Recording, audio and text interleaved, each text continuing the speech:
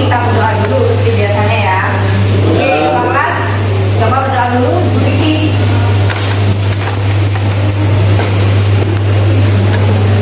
Sebelum pelajaran, marilah kita berdoa terlebih dahulu. Berdoa mulai.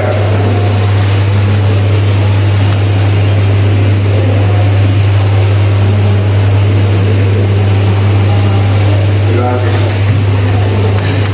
Oke, sebelum dimulai mengingatkan dulu ya, kita ada yang nggak masuk. Prayoga, Robi, Rizky, Raffi, Reva, Satrio, siapa? Wafa ada nggak? Oke, Farel, Satrio, Januar, Hidayat, Rizky Dwi, Rio Febrian mana? Nggak masuk? Sakit? Ricky ada. Oke, sudah selesai ngabsen. Sekarang langsung kita kok nomor sejarah SBK dulu ya. Ya, Bu. Biar kalian semangat, terus biar kalian fokus ya. SBK dulu. Mana Rina? Oke. Mana hidungnya? Coba senyum. Bumi itu bulat, 8 itu dua. Apa yang nomor 2 tadi? Berarti tiga dulu itu maupun kredit ya. Ayo. Kenapa? 8 itu 2. Berarti kan ada 2 ya. Bumi itu bulat, 8 itu 2. Baik, paham? Oke. Baik, kemarin kan minggu kemarin kita itu sudah melaksanakan pelajaran yang berbasis PDR. Apa? Problem basic learning. Sekarang kita akan memakai yang PBBL, yaitu Project Basic Learning. Apa itu Project Basic Learning? Di sini nanti kalian akan membuat suatu produk, ya, suatu produk yang akan kalian hasilkan nanti pada pertemuan kedua. Nanti itu kalian bisa memberikan hasilnya ya.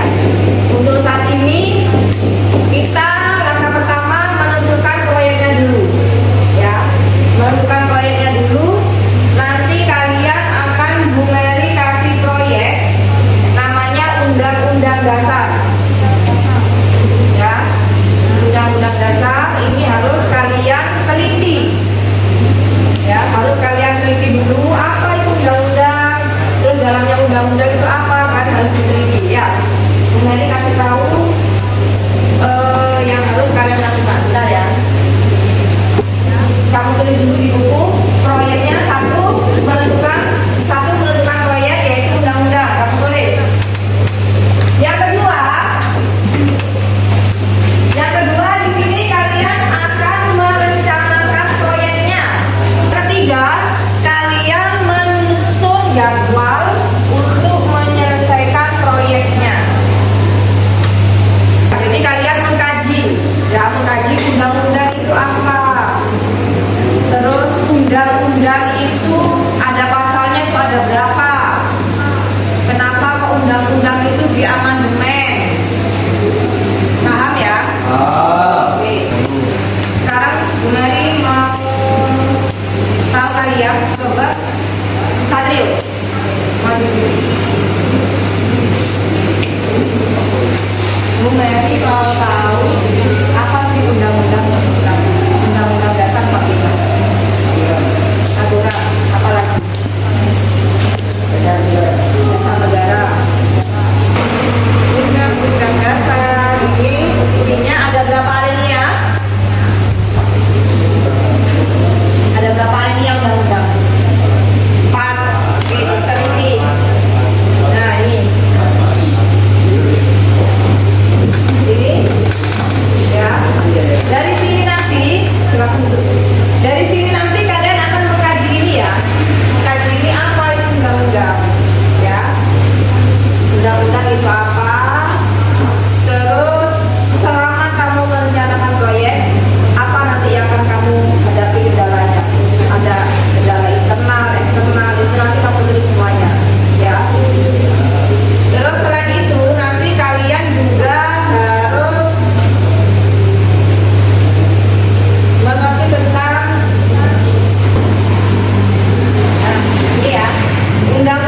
sebagai hierarki, yaitu tata urutan peraturan perundang-undangan Republik Indonesia adalah 1.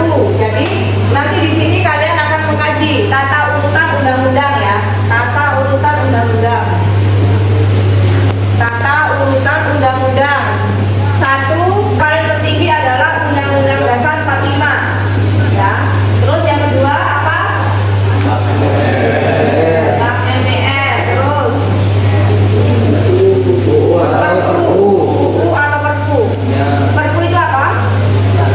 Peraturan ya. Terus yang berikutnya adalah terus peraturan pemerintah, peraturan presiden, terus perda provinsi sama perda kabupaten. Nah, kenapa kok undang-undang itu ditaruh paling atas? Kenapa? Ayo siapa yang bisa? Wendy.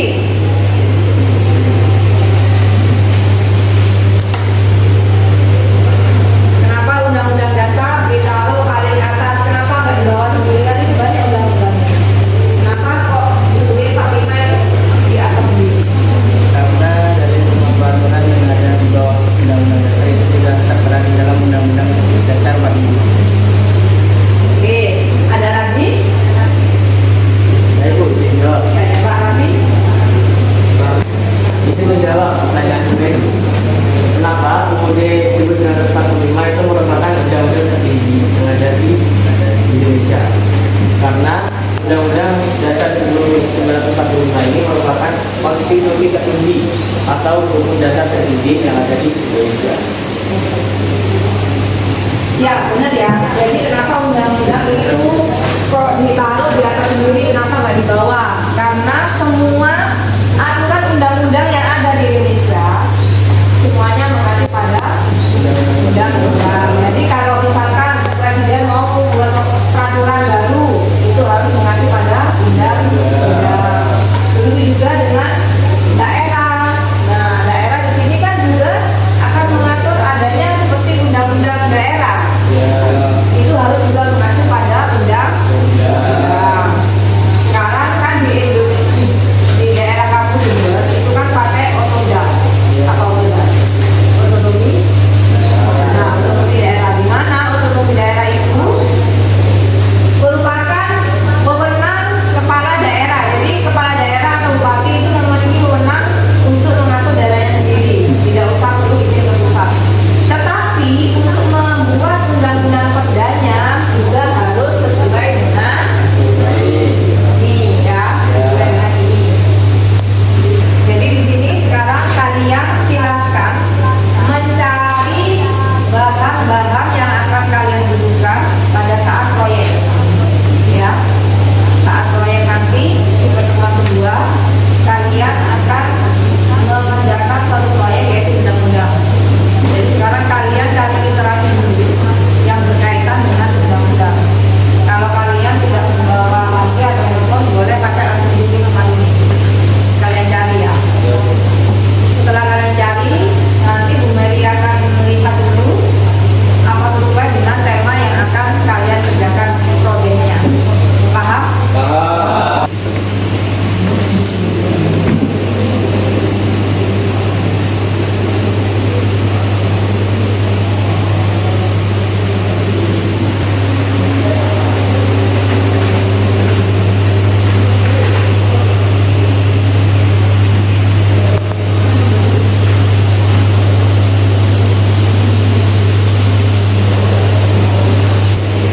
Denwar, ada cerita. Farel, ayo ke depan deh. Ke depan itu kamu cari di Google yang tentang punyamu. Lihat. Bisa kan?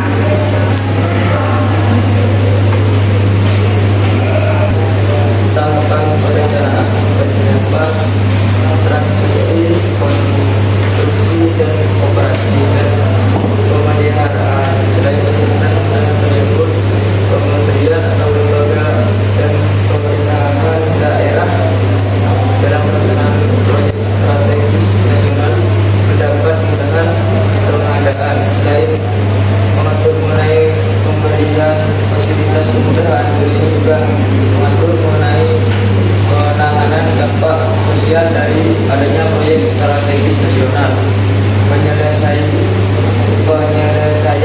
permasalahan hukum dan pelaksanaan proyek strategis nasional, dan pelaporan terkait perkembangan pelaksanaan proyek strategis nasional. Jadi ini Farel dia mengambil ini ya PP nomor 42 tahun 2021 ya, boleh kalian. Cuma nanti kalian yang gue tekankan ini kalian hanya mengkaji Undang-Undang 45 ya. Tapi gunanya tidak juga tidak ini ya melarang kalian mencari literatur ini, nggak apa-apa. Cuma Gumeri menekankan pada kalian untuk mencari Undang-Undang 45. Jadi proyeknya adalah Undang-Undang 45. Oke, kayaknya seru ya. Tapi ini kok ngantuk ya? Min, kamu jangan ngantuk, semangat. Ini semangat. Ayo kita semangat ya. Jadi lihat teman-temannya sudah sampai mana. Ayo Iwan, lihat kamu semangat. Ayo maju sih. Ayo maju lagi. Maju. Dari dulu. Ayo. Melindungi segenap bangsa Indonesia. Yang ini Bu. Ya. Melindungi segenap Indonesia dan seluruh tempat negara Indonesia dan untuk memajukan kesejahteraan umum, mencerdaskan kehidupan bangsa dan ikut masyarakat kebajikan dan berdasarkan kemerdekaan, perdamaian abadi dan keadilan sosial. Maka disebutkan kemerdekaan bangsa kebangsaan Indonesia itu adalah suatu undang-undang dasar negara Indonesia yang terbentuk dalam suatu susunan negara Republik Indonesia yang berkedaulatan rakyat dengan dasar pada ketuhanan yang Maha Esa, kemanusiaan yang adil dan beradab, persatuan dan kerakyatan yang dipimpin oleh Indonesia dan kerakyatan. Persatuan Indonesia dan kerakyatan yang dipimpin oleh kebijaksanaan dalam musyawaratan perwakilan, serta dengan mewujudkan suatu keadilan sosial bagi seluruh rakyat Indonesia. Nah, rencananya ya kuat, rencananya dia nanti akan mengkaji ya kalinya keempat. Ya, Rizky. Coba mulai ini taruh nyambung yang mana bisa dipakai.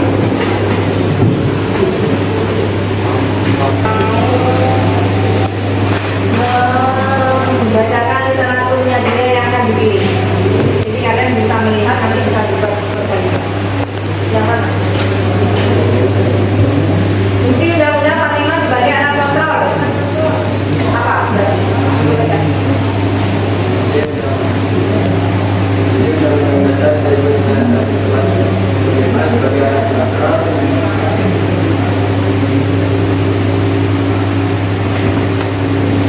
dalam konteks hukum dan pemerintah adalah sangat penting dan beragam. Ini mencakup sejumlah aspek seperti satu, menjalankan kemajuan hukum. Undang-Undang Dasar 1945 adalah undang-undang tertinggi di Indonesia. Fungsi utama sebagai alat kontrol adalah memastikan bahwa hukum dan peraturan yang dibuat sesuai dan patuh terhadap ketentuan yang ada dalam Undang-Undang Dasar 1945. Dua, melindungi hak dan kebebasan individu. Salah satu fungsi Undang-Undang Dasar 1945 adalah melindungi hak dan kebebasan individu. Tiga, pengawasan terhadap pemerintah. Undang-Undang Dasar 1945 memberikan kerangka kerja bagi sistem pemerintahan dan pembagian kekuasaan di Indonesia. Empat, menyediakan pedoman untuk perubahan hukum. Undang-Undang Dasar 1945 juga berfungsi sebagai pedoman untuk perubahan hukum yang lebih lanjut. Lima, menjaga konsistensi hukum. Undang-Undang Dasar 1945 adalah referensi utama yang digunakan untuk menilai konsistensi hukum di Indonesia. Jadi Rizky di sini pilihnya nih fungsi undang-undang sebagai alat kontrol. Jadi di sini Rizky kenapa memilih ini? Karena dia ingin undang-undang itu berguna sebagai alat kontrol, jadi untuk membatasi kegiatan-kegiatan yang harus sesuai dengan hukum yang berlaku. Jadi kalian sekarang bisa mengaplikasikan proyeknya. Sekarang kalian bentuk kelompok dulu. Satu kelompok ada 5 orang. Langsung ditonton bangkunya.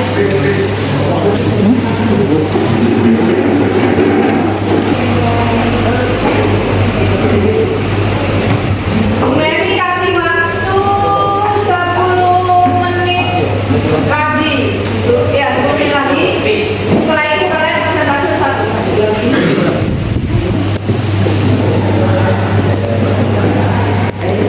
Itu siapa?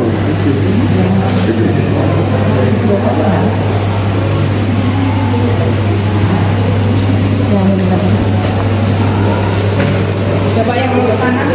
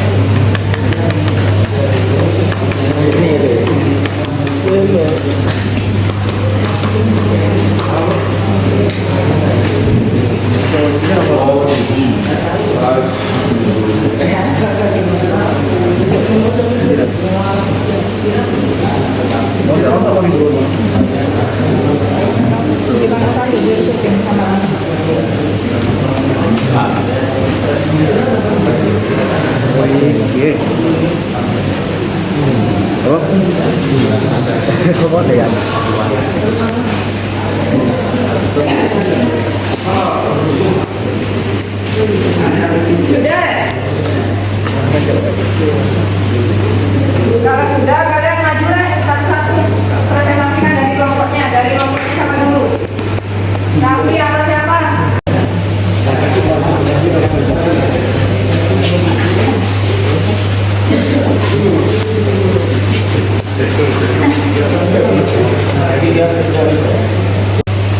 Ini kita akan membahas pentingnya UUD 1945 dalam kehidupan sehari-hari.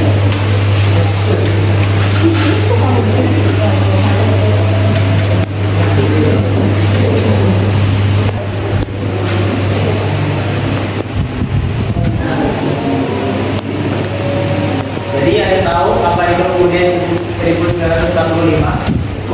Nah, ini UUD 1945 atau Undang-Undang Dasar Negara Republik Indonesia tahun 1945 adalah konstitusi dan sumber hukum tertinggi yang berlaku di Republik Indonesia.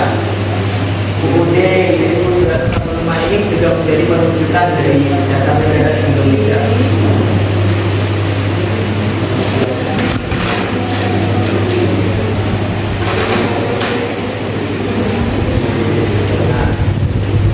Kenapa UUD itu penting? Alasannya adalah UUD 1945 merupakan landasan dari konstitusional, aturan hukum tertinggi, dan salah satu pilar kebangsaan. UUD 1945 juga merupakan sumber dan pedoman hukum tertinggi bagi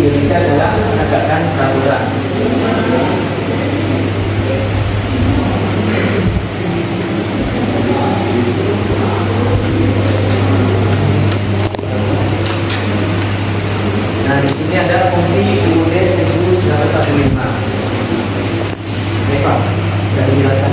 Adapun fungsi UUD 1945 yaitu satu, dasar negara, dua, sumber hukum, tiga, pedoman penyelenggaraan negara dan pemerintah, empat, alat perlindungan hak asasi manusia, lima, mengatur peraturan dan Republik Indonesia,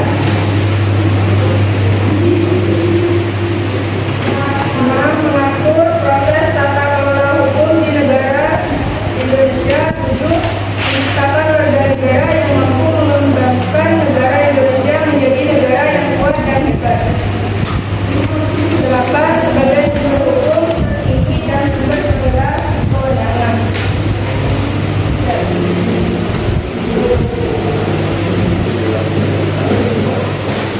Contoh penerapan UUD 1945 dalam kehidupan sehari-hari.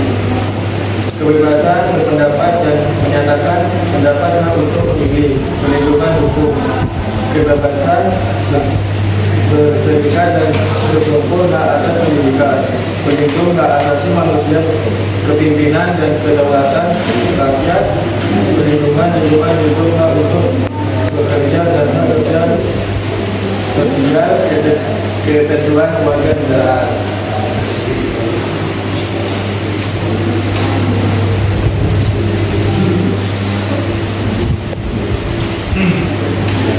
Kesimpulan, UUD 1945 adalah konstitusi dan hukum tertinggi yang ada di Indonesia. Jika diilustrasikan, maka Indonesia layaknya sebuah gedung di atas UUD 1945. Diibaratkan sebagai sebuah pilar yang menumpang hidup yang bernama Indonesia. Ini memiliki arti bahwa UUD 1945 penting sebagai fondasi utama NKRI. Dan jika Indonesia ada tanpa UUD 1945, maka dapat dipastikan bahwa Indonesia akan runtuh karena tidak adanya UUD 1945. Dengan menerapkan UUD 1945 dalam kehidupan sehari-hari, maka dipastikan hidup kita akan lebih baik dan terjamin stabil untuk menjadi apa yang kita inginkan.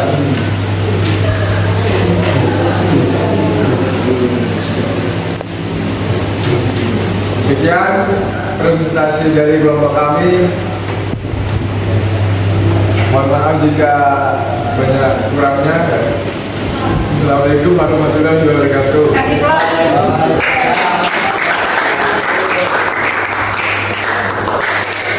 Oke, terima kasih untuk kelompok 1 yang berpresentasi.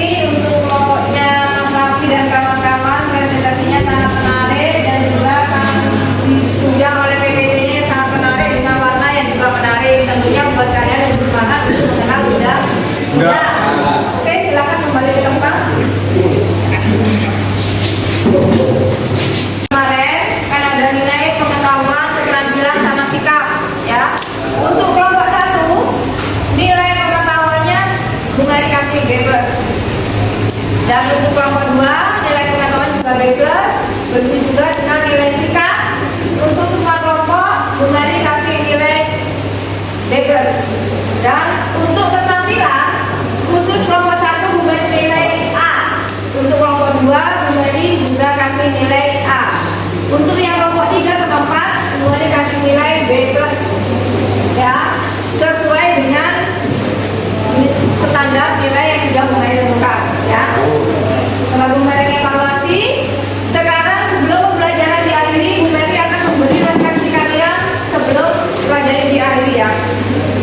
Setelah kita pelajaran satu hari ini, bisa dikatakan bahwa undang-undang merupakan konstitusi negara Indonesia.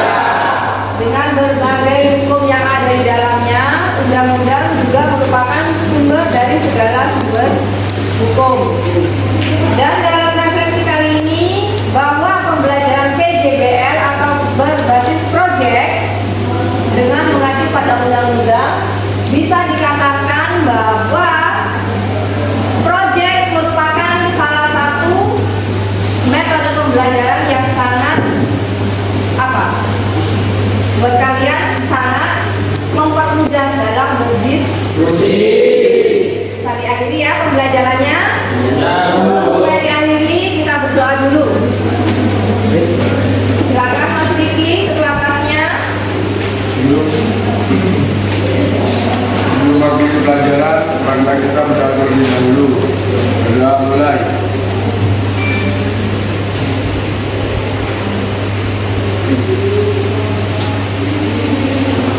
selesai. Kita bertemu lagi dan berjumpa lagi di hari berikutnya dengan materi yang berbeda. Semoga kalian selamat sampai tujuan, sehat selalu, dan wassalamualaikum warahmatullahi wabarakatuh.